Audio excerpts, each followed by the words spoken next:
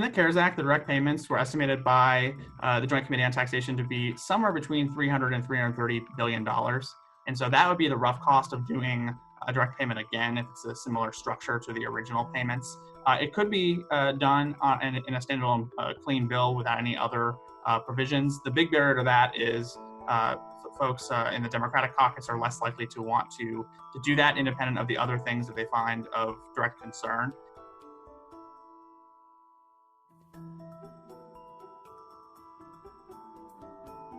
There are two major plans that started in the negotiation.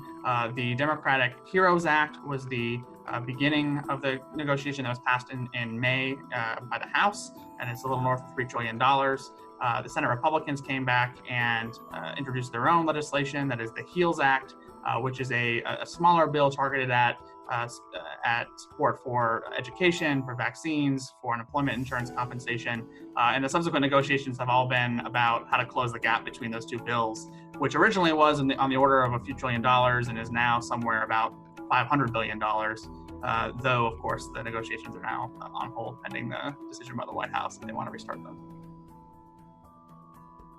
There is broad agreement about the potential for direct payments. So modeled very similarly or almost exactly to the CARES Act stimulus payments of $1,200 for individuals, $2,400 for those filing jointly based on your income level, with $500 for dependents. That was something that was contained both in the HEROES and HEALS Act.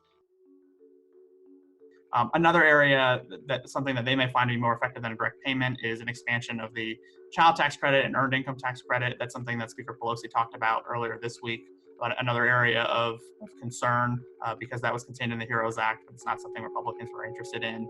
And so, yeah, the big barrier to having a standalone stimulus bill in terms of direct checks is folks on the Democratic side may not think that that's enough in terms of covering the financial needs of vulnerable households right now.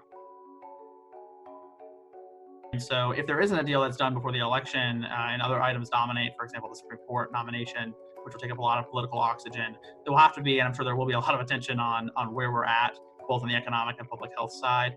Because I do think that is the risk, that if things do take a turn for the worst, we don't want to be in a situation where Congress and the White House are paralyzed and can't address the situation because they're in a lame duck period.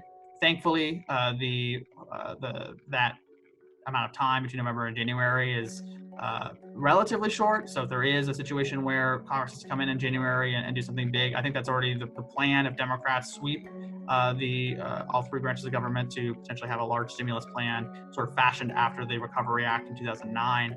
But that is still very much something that we'll have to watch out for, because there could be a world in which a second wave doesn't materialize and the economy sort of just struggles along.